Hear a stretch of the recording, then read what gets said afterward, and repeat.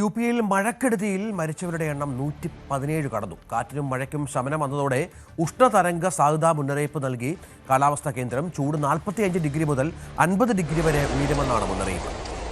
ഗോപിക വിവരങ്ങളുമായി ചേരുകയാണ്. ഗോപിക, പ്രയാഗ്രാജ് ജില്ലയിലടക്കം നിരവധി ജില്ലകൾ മഴക്കെടുതിയുടെ ഭീഷണിയിലാണ്. ശക്തമായ കാറ്റുണ്ട്, ഇടിമിന്നലുണ്ട്. ഒരുപക്ഷെ യു പി ഇതുവരെ അനുഭവിക്കാത്ത വിധമുള്ള സമാനതകളില്ലാത്ത ഒരു പ്രതിസന്ധിയിലൂടെയാണ് കടന്നു പോകുന്നത്, അല്ലേ? അതെ, ഏറ്റവും ഒരു വലിയ തീരാ നഷ്ടമാണ് യു പിയിൽ സംഭവിച്ചിരിക്കുന്നത്. കഴിഞ്ഞ ദിവസം 111 മരണനിരക്കെങ്കിൽ ഇന്നത് 117 ഉയർന്നിട്ടുണ്ട്. പ്രയാഗ്രാജിലാണ് ഏറ്റവും കൂടുതൽ മരണനിരക്കുള്ളത്. 21 പേരാണ് അവിടെ ഈ കനത്ത മഴയിൽ മരണപ്പെട്ടിരിക്കുന്നതെന്നാണ് അറിയാൻ വേണ്ടി കഴിഞ്ഞിട്ടുള്ളത്. എന്നാൽ മഴയുടെ ശമനം തുടർന്നതിനെ തുടർന്ന് വരും ദിവസങ്ങളിൽ വലിയ രീതിയിലുള്ള ഉഷ്ണതരംഗം ഉണ്ടാകുമെന്നാണ് അറിയാൻ വേണ്ടി കഴിഞ്ഞിട്ടുള്ളത്.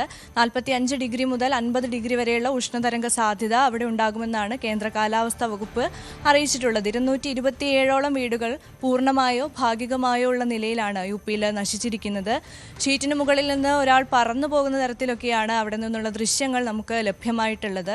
അത്രത്തോളം വലിയ രീതിയിലുള്ള ഒരു നാശനഷ്ടമാണ് അവിടെ സംഭവിച്ചിരിക്കുന്നത്. അതുപോലെ മിർസാപൂർ, ബാദോഹി, ഫത്തേപൂർ, സോൻഭദ്ര ജില്ലകളിലാണ് ഏറ്റവും കൂടുതലായിട്ടുള്ള നാശനഷ്ടം സംഭവിച്ചിരിക്കുന്നത്. മരിച്ചവരുടെ കുടുംബങ്ങൾക്ക് 4 ലക്ഷം രൂപ ധനസഹായമാണ് മുഖ്യമന്ത്രി യോഗി ആദിത്യനാഥ് പ്രഖ്യാപിച്ചിരിക്കുന്നത്. തീർച്ചയായും നമുക്ക് ആ ഗോപിക പറഞ്ഞ ആ ദൃശ്യങ്ങൾ അത് വളരെ ഭയാനകമായ ദൃശ്യമാണ്. ഷീറ്റിൽ നിന്നൊരാൾ പറന്നു പോകുക, ഒരു മനുഷ്യൻ പറന്നു പോകുന്ന അത്ര ശക്തമായ കാറ്റും മറ്റും ആ മേഖലയിൽ ഉണ്ടായിരുന്നു. ഇപ്പോൾ കാണുന്ന ദൃശ്യങ്ങളൊക്കെ നമ്മളെ അമ്പരപ്പിക്കുന്ന, പേടിപ്പെടുത്തുന്ന ഒരു കാറിന് മുകളിലേക്ക് ആ ദൃശ്യമാണ് ഒരാൾ പറന്നു പോകുന്ന ദൃശ്യം. അത് ഏറെ ഭയാനകമാണ്.